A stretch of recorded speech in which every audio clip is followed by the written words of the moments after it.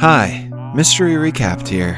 Today, I am going to explain an American docudrama film called Front of the Class. Spoilers ahead. Watch out and take care.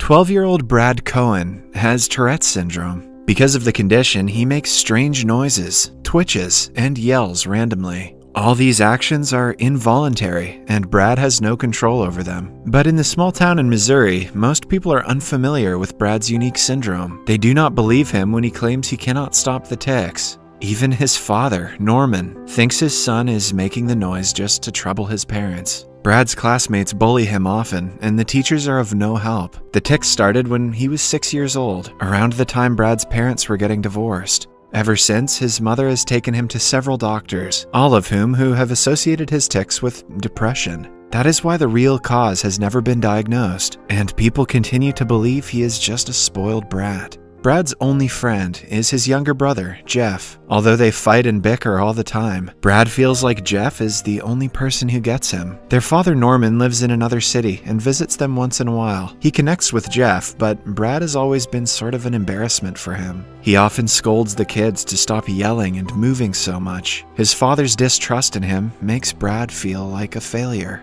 Meanwhile, Brad's mother Ellen has always been supportive of her son. She believes him when he says the tics are not something he can control. Ellen is troubled by her friends and relatives, suggesting different absurd methods to discipline her kid. Although she trusts Brad, being a single mother with 2 kids, one of whom cannot stop yelling, is tiring for her. One day, she takes Brad to a new therapist in town. The man asks him about his parents' divorce and its effect on his life. Brad simply tells him that he doesn't remember much about the incident, and it doesn't bother him at all. The doctor refuses to believe that, and claims that Brad is in denial of the effect, which might be causing the tics. He is yet again misdiagnosed, and told that the tics will go away once he disciplines himself. The only time Norman feels proud of being Brad's father is when Brad plays baseball. In the field, everyone makes noises and moves, which makes Brad feel like it's the only place he fits. However, after every match, Norman brings his sons home immediately to not embarrass himself in front of the other fathers. Sometimes the constant moving and twitching makes Norman lose his temper. He often lashes out at Brad, unaware that he cannot stop them.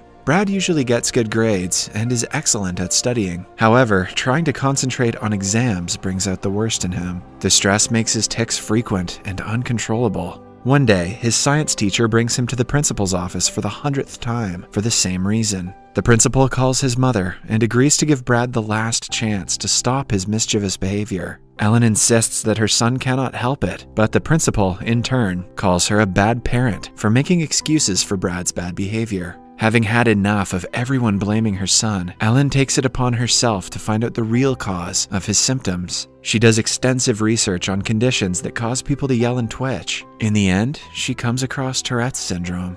Brad finally has a way to prove that he is not lying or being mischievous. His therapist is also told about the discovery, and he praises Ellen for her great work. However, the joy of finding out the problem vanishes when Ellen realizes that the condition has no cure. Her son will have to learn to live with the noises, the twitches, and the attention that comes with it. Still, the saddest person to find out about Brad's condition is his father, Norman. He is guilt-ridden that he never believed his son, but more than that, he is distressed that the kid might not have a good future. Although the cure is impossible, Ellen is determined to teach her kid to live with Tourette's.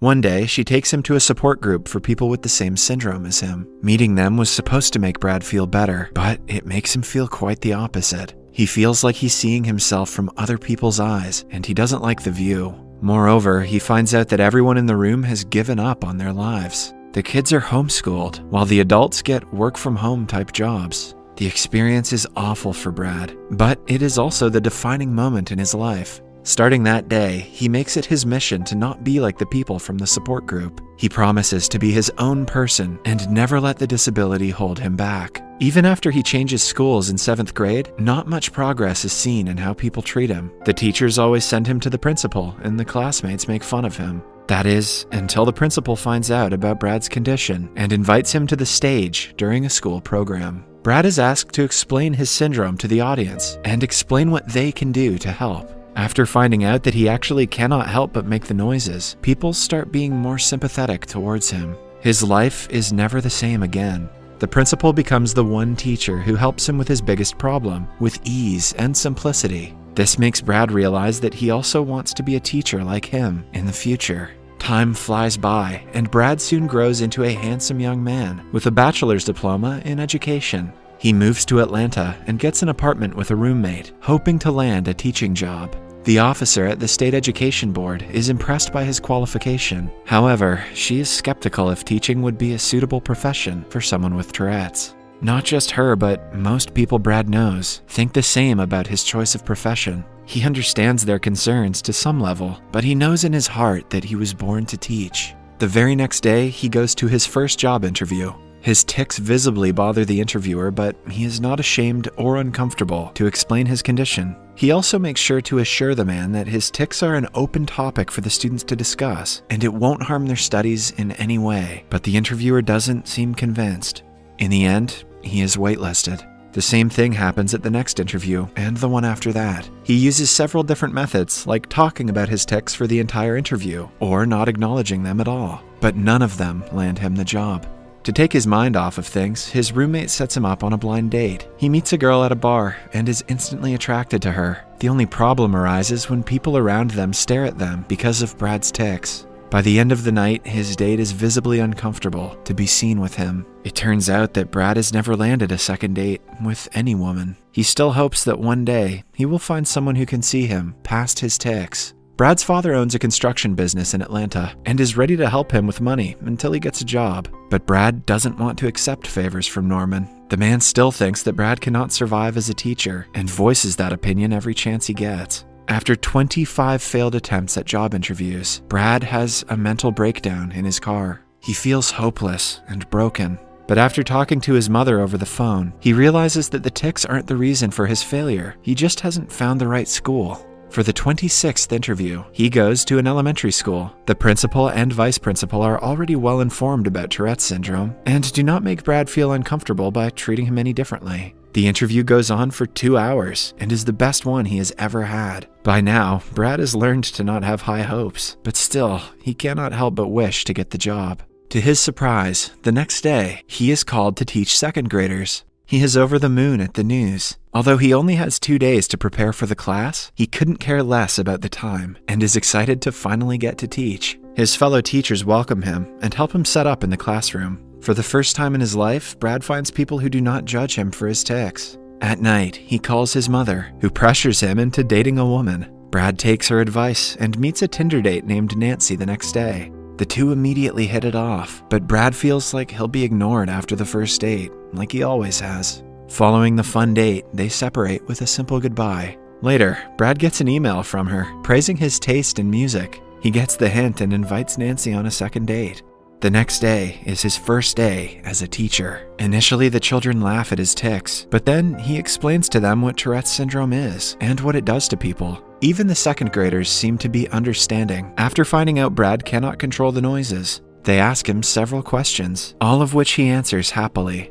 By the end of the day, the kids love him. But the same cannot be said for the parents. When they come to pick their children up, they seem to not like the new teacher. Brad senses this, but is confident that they will like him after getting to know him better. Meanwhile, he continues dating Nancy and starts falling in love for the first time. She genuinely doesn't seem to care about his tics and likes him for his personality. In school, Brad bonds with a cheerful little girl named Heather. She is the smartest one in the class, but it is her kindness that catches his attention. When the other kids make fun of Brad, she shuts them down. Some parents request their kids to not be in Brad's class because of his disability. The school allows it, but Brad is asked to keep his head up because the parents are the hardest part of the job. One afternoon, after school, Heather comments that she is about to lose her hair. Her mother confirms that the little girl has cancer and is undergoing chemo. Even still, the chances of her survival are very low.